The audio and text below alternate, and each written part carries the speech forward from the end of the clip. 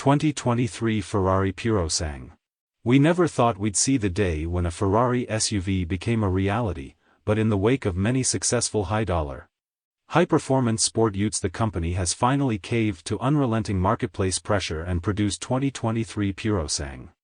An SUV with Ferrari's prancing horse badge on the grille won't ruin the brand, though. After all, successful iterations of the concept have served sports car brands such as Porsche and Lamborghini quite well. It's not only ultra-performance utes like the Cayenne Turbo or the Urus that the Purosangue will have in its crosshairs, but also ultra-luxury models such as the Bentley Bentayga and the Rolls-Royce. A thundering V12 engine will be the only powertrain offered. Why would it need anything else? The engineers have also buttressed the Sangue's ride-and handling with a trick active suspension system to help it drive as a Ferrari should. Expect to need a hedge fund manager's salary to afford it, of course. Prices could start as high as $400,000. What's new for 2023? When the Purosangue finally hits the market, likely in 2023, it will be a new model for the Ferrari lineup as well as the Italian supercar maker's first SUV. Pricing and which one to buy.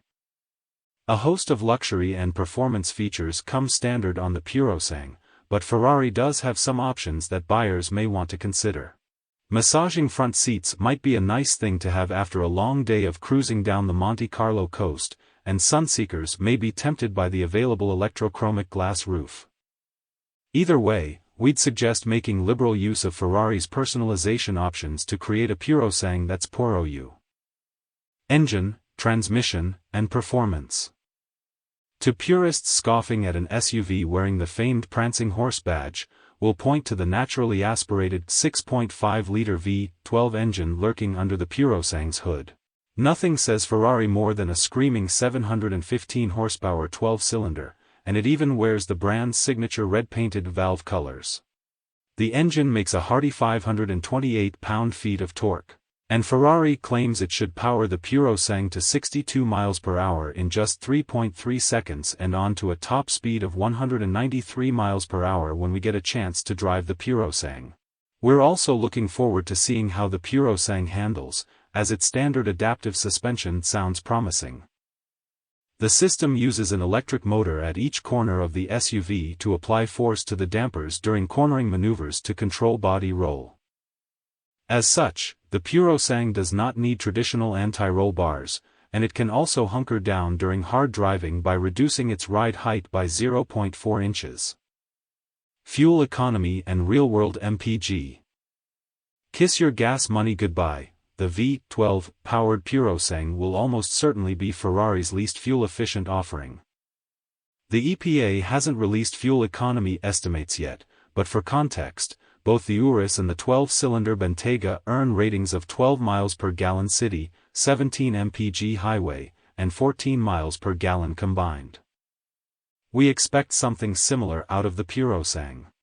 Interior, comfort, and cargo.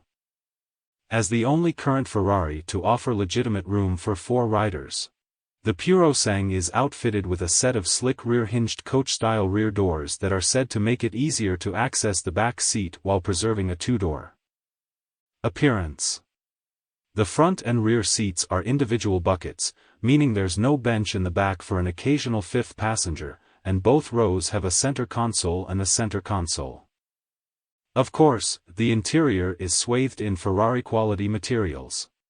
To say that the cockpit is driver-oriented would be an understatement, as most of the car's controls are operated through the steering wheel. A big surprise in this era of tablet-style center-stack screens is that there is no center-mounted infotainment touchscreen. A glass roof is optional, but if you don't care about seeing the sun while driving, sticking with the standard carbon fiber roof panel will save some weight. While there's no centrally mounted infotainment display, there is a 10.2-inch digital gauge cluster and a separate 10.2-inch screen for the front passenger. Apple CarPlay and Android Auto are both standard, but an in-dash navigation system is not offered. Ferrari assumes most people would just use their phones for such a service.